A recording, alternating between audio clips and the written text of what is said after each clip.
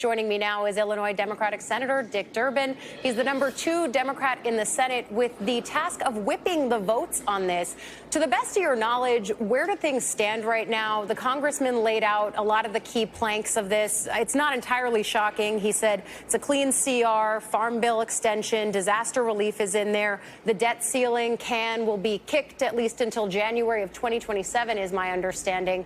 Is that a deal that Democrats on your side of the building could support? That debt ceiling deal was the bottom line negotiating tool for the Republicans. The reason why the objection came from Donald Trump and others was because they realized the debt ceiling, if it is respected and imposed, is going to make it difficult for them to extend and expand their tax cuts for the wealthiest people in America. In the 4 years of Donald Trump's first term, he added more to the national debt than any other president. He's preparing to do it again. That's why this debt ceiling trigger is so important to him, an important part of it. I don't know the details on the rest of the agreement, but I certainly honed in on that one. I think that's certainly one of the key planks to hone in on, especially because it's the thing that sort of came out of left field, I think, for many of us who have been covering this for the last few days. What's your understanding of where your caucus is right now, though? Can you count votes that would go towards this? Our caucus is united behind the agreement that last night, bipartisan agreement that clearly would have addressed this whole issue and stopped concern about shutting down the government.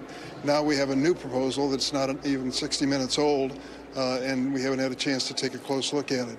But the bottom line is we can't lurch from one government shutdown to another. And this notion that the Republicans can just negotiate among themselves and solve this problem is unrealistic. We need a bipartisan solution, Democrats, Republicans, House and Senate, that really makes sense for both parties. Well, I mean, we'll see where this vote goes if they end up having it, 90 minutes from now, as we're starting to understand from other House members who are saying that's the plan. But let's assume it does pass the House. The Senate then is up against the clock. You make the point that the government shouldn't be lurching from shutdown to shutdown. I think there's mostly bipartisan agreement on that. But does the House have you in a tough position here where there's just not really much time for you to negotiate further? Let's not assume a thing. Let's take a close You're right. look It's at the dangerous proposal. to assume with the House. Let's take a look at the proposal in its detail. Let's understand it clearly. Let the House, if they want to try to go it alone with a solely Republican approach to this, let's see how they do this evening, and then we can discuss the next step. I think my larger question here is this seems like an indicative example of how the next few years could go with Republicans controlling all three chambers. How do Democrats plan to combat that? And how do they plan to look to Republicans like John Thune on your side of the building, Mike Johnson across the chamber? Are they honest brokers? Like, can you guys trust what they're saying when Trump is coming in over the top and saying, no, this is actually what the deal should be? Well, I can tell you that Speaker Johnson, if he continues as Speaker, is going to have a thinner majority than he does now. So that doesn't suggest that the next 2 years is going to be a picnic on his side. On our side, we have Senate rules and traditions, and they protect the minority rights as they protected the Republicans with the Democrats in control. So we'll see what happens as it develops. But I think the bottom line is what our leader, Chuck Schumer, said today. The only viable solution and one that we can trust is bipartisan. That's where we should start. I have heard some Democrats, including the top Democrat on the House side, saying Elon Musk is the one in charge here, not Donald Trump. Do you agree? I have no idea who's leading, but I know who's speaking the loudest, and that's Elon Musk and his view of the world. He's the richest man in the world, and I think his perspective may not be the same as most Americans.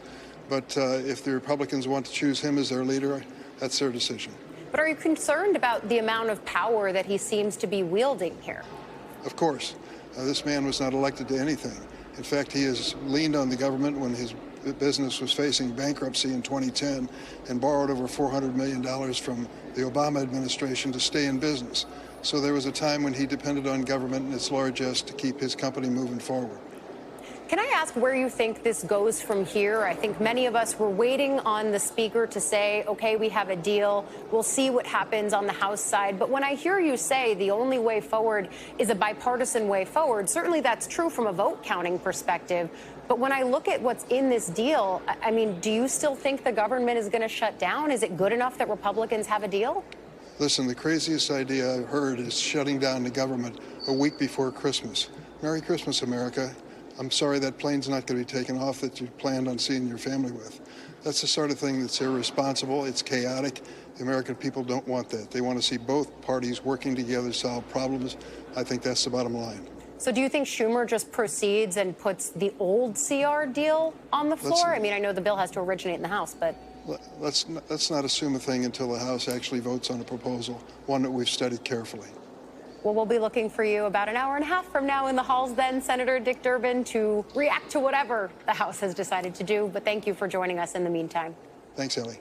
Thanks for watching. Stay updated about breaking news and top stories on the NBC News app or follow us on social media.